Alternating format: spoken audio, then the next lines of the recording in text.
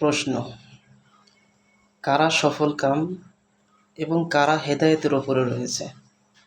উত্তর: সূরা বাকারার ভিতরে আল্লাহ সুবহানাহু ওয়া তাআলা বলেন, আল্লাযীনা ইউমিনুনা বিল গায়ব, যারা অদৃশ্যের প্রতি ঈমান রাখে। ১. ওয়া ইউকিমুনাস সালাহ, এবং যারা নামাজ কায়েম করে। ২. ওয়া মিম্মা রাযাকনাহুম ইউনফিকুন, এবং যে রিজিক আমি দিয়েছি সে রিজিক থেকে যারা খরচ করে। ৩. ওয়াল্লাযীনা ইউমিনুনা বিমা উনজিলা ইলাইক, এবং যারা আপনার উপরে যে কিতাব নাজিল হয়েছে সে কিতাবের প্রতি ঈমান আনয়ন করে।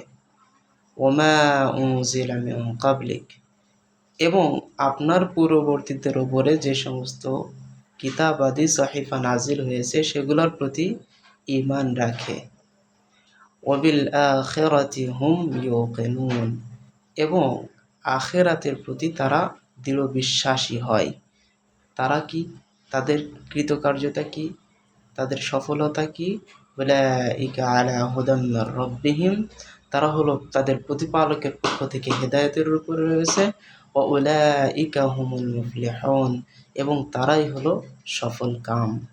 তাহলে ৫ শ্রেণী বা ৫টি গুণ যে ব্যক্তির ভিতরে আছে সেই ব্যক্তি হেদায়েত ও সফলতার উপরে রয়েছে।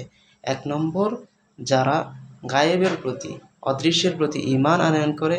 ২ নম্বর, যারা নামাজ কায়েম করে। ৩ নম্বর, আল্লাহ যে রিজিক দিয়েছেন সেই রিজিক থেকে যারা খরচ করে। ৪ নম্বর, পূর্ববর্তী এবং রসুলের ওপরে যে কিতাব নাজিল হয়েছে এই কিতাবের ওপরে যারা ঈমান আনয়ন করে। ৫ নম্বর, যারা আখিরাতের প্রতি বিশ্বাস জ্ঞাপন করে। এই ৫ শ্রেণীর ব্যক্তিরা হলো আল্লাহ তাআলার পক্ষ থেকে হেদায়েতের ওপরে ও সফলতার ওপরে রয়েছে, যেটা সূরা বাকারার ভিতরে আল্লাহ সুবহানাহু ওয়া তাআলা শুরুর দিকেই বলেছেন। তাই ইনশাআল্লাহ চেষ্টা করব আমরা মুসলিম হিসাবে আমাদের ভিতরে এই ৫টি গুণ বা ৫টি সিফাত যেন আল্লাহ তাআলা আমাদেরকে দিয়ে দেন, এই তৌফিক দেন আল্লাহ তাআলার বিধানাবলী মেনে চলার। আল্লাহ তাআলার যে সমস্ত গুণাগুণ অর্জন করার মাধ্যমে আমরা আল্লাহর নৈকট্য অর্জন করতে পারি, এই সমস্ত সিফাতগুলো যেন আমাদের ভিতরে চলে আসে, এই জন্য আপনার চেষ্টা করা এবং আল্লাহ তাআলার কাছে এজন্য দোয়া করা।